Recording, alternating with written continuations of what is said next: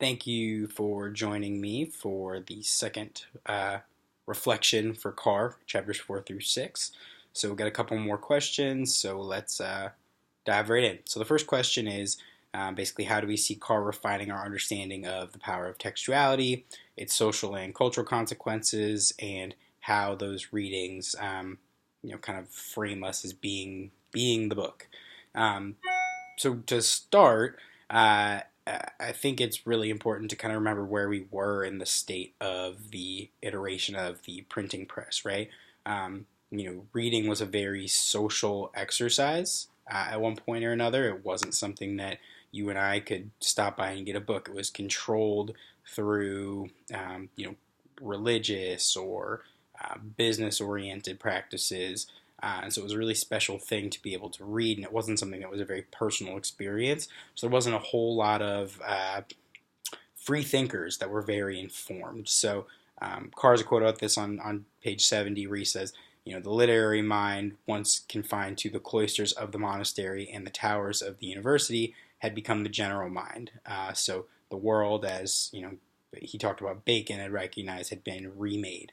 Um, so as far as like what it means to have something in text and have it freely available, is that it can be a personal experience. I can take the same text that you read separately and form my own opinions that aren't guided by yours because I was able to personally reflect on it and really take it in my own context.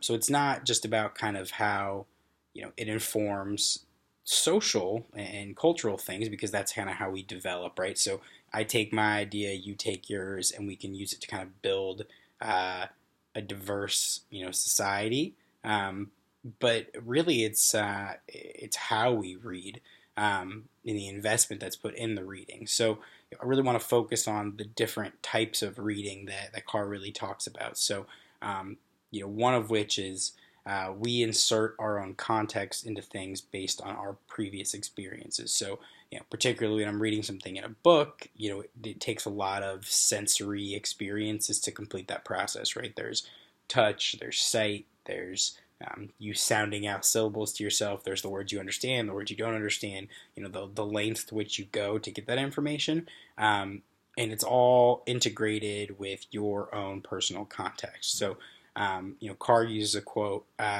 by Nicole Spear in the book, I believe, and it basically talks about what that looks like from a brain researcher perspective. So paraphrasing, but the experiences are mirrored when you read by things that you imagine, your real world activities. It's not a passive exercise. It's something that takes a lot of pieces. I think of every time I complete heavy works on the computer, you can sometimes hear the computer thinking. You can hear, the different data points within the computer kind of load, and that's what basically is going on in your brain. You're cataloging the experience, and when you have to do that as a person, it's going to come out a lot differently than if it's done through a search engine or something like that. So when you it really does put responsibility on yourself when you define the power of textuality. So becoming the book basically means that it's less about what's in the language itself, but it's what that language helps you to develop from a personal context. So, you know, personally, when I read a paperback book or a hardcover book, 200, 300, 500 pages, what I'm really doing is I'm building a lot of investment in that text, right? So, I don't want to go into 300 pages and come out with nothing because, of the investment of time and the investment of senses and the investment of just brain power it took to develop that makes me want to have something real. And as we get into later discussions about this book, I think a lot of what Carr is saying is you can't have that same experience. There's comparable parts and it doesn't all go at once, but you're not going to have that same experience that you had uh, as far as becoming a piece of text. Because there's just so many distractions and there's so many places you have to be, and there's just a lot easier ways to materialize, which comes with other people's, hair, if you want to say, on it. So that's how I think it's really important to think of kind of the polarity, how something goes from being very big and involving a lot of pieces to being very personal. And then now as we develop towards the web, things start to spread back out, and it's more of a community sort of aspect, which opens itself up to control from other areas. The second question, in Chapter 5, Carr provides us with 7 characteristics of the internet. What are they? He also helps to understand 4 unique traits of how the net deepened and remade the page. So what are the ways that they've changed? I had a tough time, to be honest, finding 7 individual characteristics, but I think that there's bigger thoughts which he was able to drill down into smaller pieces. So I'll kind of say what I found, and hopefully that will kind of fit the bill. The first thing he talks about is that the most important thing is the internet is bidirectional. So you not only send out messages to a personal reader, but you also receive ones back. So you think of the implications that has for business, as far as everything from Amazon to how personal purchase orders are filled, and how understanding things are deepened through kind of a capitalistic venture, but also personal, right? So your social media platforms and things like that, which help you basically aggregate a lot of content between people in one very simple way. So it's a tool which allows for better sharing, and just sharing in general, which wouldn't occur without it. A book club has 5 people in it, whereas a blog post might have thousands upon thousands of people just in one small topic, which is very not condensed, but it's expanded. The second I think that he really focused on too is the time. So you spend a lot more time with a screen than you do on a book, just because that's kind of where things are going. So the investment that's put into that sort of thinking really has spread out. He also says, which is another characteristic, is that unlike other mediums, unlike a book, it's not very fragmented, right? So there's a sensory experience of reading, which means now you're looking up information in an encyclopedia, then you're asking a friend what a word means, you're checking a dictionary for a word. It's very spread apart, and it can go in a lot of different ways. Whereas with something like the internet, it is more immersive. So I think a quote that he used I really liked on page 87 was, when we turn on our computer, we're plunged into an ecosystem of interruption technologies. So, the ability to multitask really has to be a big part of what the internet is, because it's the major faction of why it was created, right?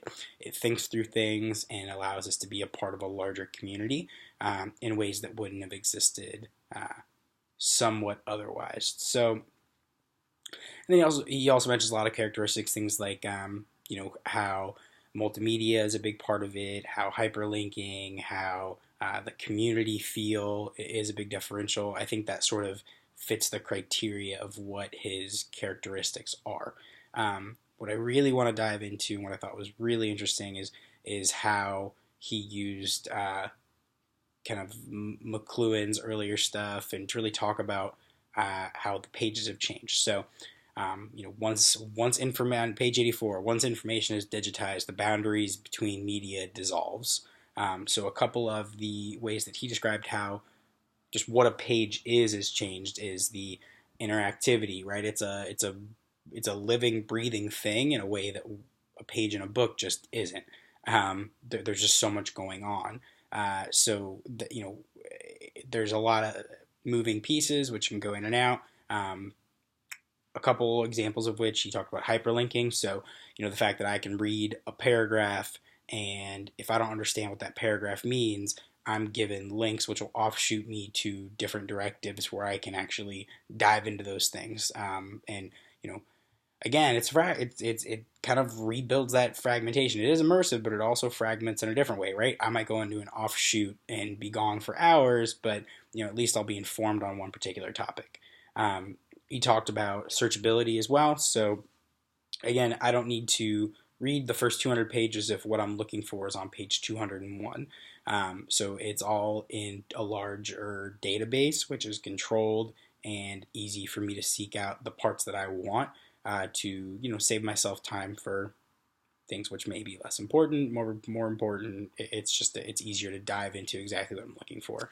And then the multimedia aspect, I think, is gigantic, because what is the easiest and most immersive and most personal way to digest media? By letting me see it, letting me feel it, letting me be a part of that experience, which used to exist or still does exist in print. And we just talked about how before, how I can immerse myself in ways in my own personal context through a book than I can potentially online. But there's nothing like seeing it, and we're seeing this a ton with books now and ebooks, where I basically, when someone describes adjectives of what a place is, I can click a button and I can see what that place is specifically.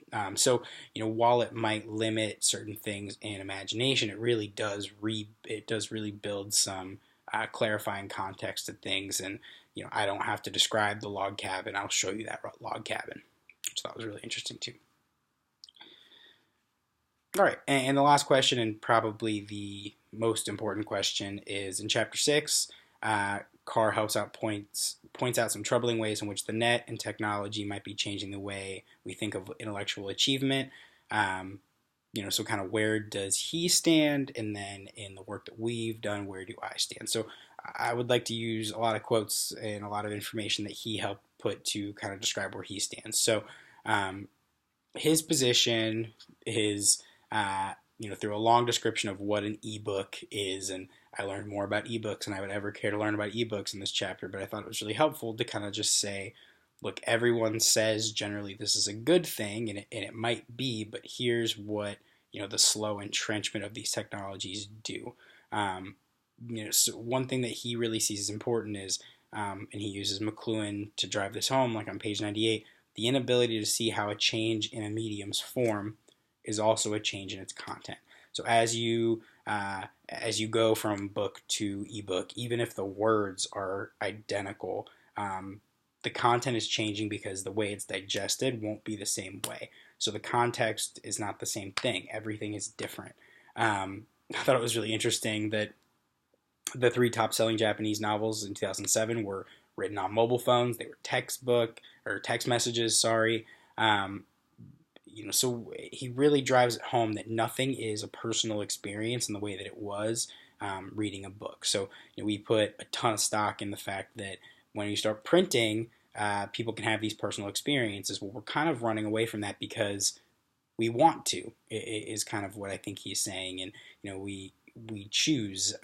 He also talks about how electronic text is now it's impermanent. So if there is something I want to clarify, revisit, have other people's thoughts on, I can do a rewrite, immediately. Nothing is set in stone. No one's going to have that same experience they did with the original work, because there's going to be edits upon edits upon edits. And if you think people will actually read the footnotes and find where those edits are, you're probably mistaken. So it just causes some more distractions. And so the most important thing that I think is important to think about in his directive is, it's not that the internet is necessarily bad, or that it's just that it brought to light, it didn't necessarily change us, it didn't change our brains directly, but what it did is it made it very easy for us to escape the way that, a really easy way to go back to the way we wanted things done. So it's a very kind of caveman instinct. We always want things to be very, very easy. And what this does, it kind of gives us an out. So, on page 109, he talks about how the distractions that, online, in as far as reading becomes of us, these didn't invent the way we think about these things. What it's done is that it's really allowed us to be a little less formal, be a little more interpersonal, and use others to make our burden a little bit less. So, that single-mindedness, the concentration, because those things are hard, we don't have to do them in the same way we have. And that's what is starting to kind of be a little bit scary, is that, we've kind of rejected those abilities to do those things. And I think it's really interesting when you kind of compare and contrast some of the work we've done, and how we learned about with Ong's book, how we've gone from the oral cultures to print cultures, and now we're getting into really diving into those online cultures, and just seeing how really, at the end of the day, it's all just so based off of the embedded psychological context we've always had in these mediums and the way that they're introduced. It really does change the contents within, which is really kind of thought provoking. So to give you kind of my spin on it, so I think the most important thing you can do when trying to decipher this work and thinking about it for yourself and looking back in all the stuff that we've looked at is, does it enrich or does it distract? And if it does distract, which you probably agree it does distract, like, is it a degradation of the way that we read, write, communicate? Um, just one thing that I agree with Carr on, like, we do now, we have the option to disengage in ways we didn't have to. But I think you can look at it two ways. You can look at it as threatening, or you can look at it as an opportunity. I think it does create some inefficiencies in market, particularly intellectually, that haven't existed before. We don't all have to read the same things. We can come from very nuanced and very interesting positions based on the pool we throw ourselves into. Now, it's hard to want to seek those out when no one else around you is doing it, but you can do those things, and I think that it's you can have some perspectives that other people wouldn't have in previous generations, because while maybe our personal creativity is gone, the amount of content we have access to is 10, 20, 50 fold. And our brains, we've been conditioned to having more images. I remember in middle school, one of my teachers at the time was telling me how the amount of images that we take in a day, has increased from something that would fill up if you were to print them out like a phone booth in the 18, even 1900s, early 1900s. Now you couldn't fill a football stadium with just the images we see in one day. So we really do, like, our brains have changed, but they haven't gotten smaller. They've just, the way the wiring works has been a little bit different. And I think we can regain a lot of that kind of focus. It's just going to always be derived in different factions. It's not, reorganization isn't always a bad thing. It can be positive, but I think it's the ability and the want to kind of take shortcuts that can sometimes stress through. And I think it's important to ask these questions. And I know that after going through this course, like, I'm not going to look at any medium the same way. It's not that I'm going to prefer books or prefer online, but I'm going to think about, is the way that I'm dissecting this work different based on the contexts involved? If I weren't reading this on the bus on my iPad, would I feel differently? If I were in a park reading in a book, or if I was in complete silence, or if I was talking to you about it with a friend, like, the external circumstances that kind of frame it are going to be interesting. One thing that kind of came to me that I thought was kind of interesting and kind of a little frightening is, there is a sense of history in books and in early works that, are we going to have the same masterpieces that we did kind of early on in societal context, as far as like the printing press and things like that? Like, what is going to be kind of our story? Is it all going to be frivolous and line level? And I think of the advances that go on in things like medical, like, those things are obviously going to be imperative, but in communication, like, are we going to have those things? And that's something that's a little scary, and maybe I'm too young to have an opinion on it, because you have to kind of see the forest through the trees, and sometimes you have to know how things end to see where they began. But that was something that kind of struck me as a little bit interesting, is they reference things like War and Peace. Like, no one reads War and Peace anymore. Is it because we don't want to or don't need to, or what have you? But what is going to be the next generations? I forged through all the noise and was able to get down to the meat of the logic and language, and really was able to develop my own personal identity through communicative technologies. So I don't know that I have an answer for that. It's just something that I was thinking a lot through it, and I thought it'd be interesting to share with the group. But I do feel it in ways I didn't before the course came through. I feel the refactoring going on in my own head and the way that I take things in. And it's, as a funny aside to this course, so the first two books that we read, I read the paperback copies. Whereas this book I took in through an e-read, and just the ability to click on the highlight button versus manually scan the highlight button, like things like that, all really affected. And it's very meta to see the way Carr dissected, um, how those differences are while reading it on the electronic version. Um, but I do feel it in ways I did it, and I think that as far as the way my position goes, I think it does kind of distract and disorient. And I have to really make a conscious judgment to focus, in ways that maybe I didn't in high school. But I think it's all about kind of finding your, like anything else, kind of finding your voice, understanding what the differences are. Nothing is good or bad. It's just the way that, we grow. And it's nice to be able to carry an entire library of books with you at all times, right? In ways that you can't with one. The convenience is, unmatched, and I think it really does help build some mental capacities in which I think Carl maybe a little bit undersells.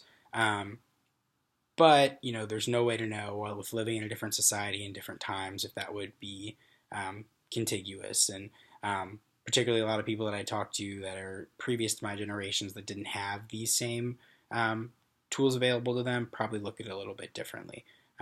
So just kind of food for thought. I think I'm still kind of evolving my understanding, but as far as intellectual achievement, just to kind of get down to the bare bones, I think that we can achieve kind of those masterpieces, but I think our idea of what they are is going to be different. They're not going to necessarily evolve the way, a single person thinks. It's going to have to be done collectively, because I think we're beaten to be so shy and so, uh, based off what other people think, where I don't know if necessarily there's going to be a personal reflection equal to what we've seen in the past. And so I think that's really going to be the next market efficiency is, what is that tool that does allow for you to aggregate and understand in a community wide relationship what something means. But can we take something out of it that is going to be meaningful and is going to affect the way that you create work down the road?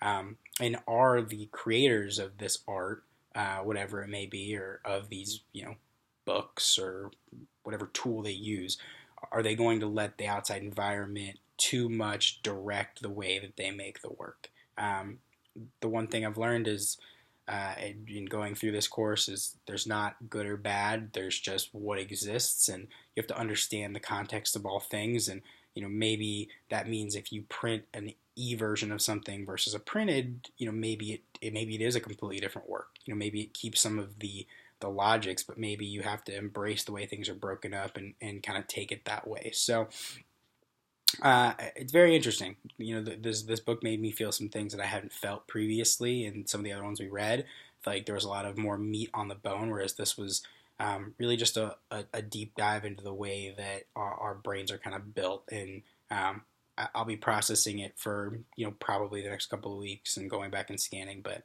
I'd be interested to hear, both professor and classmates' thoughts, on some of this stuff too, because I'm still, I think, wrestling with some pieces of it.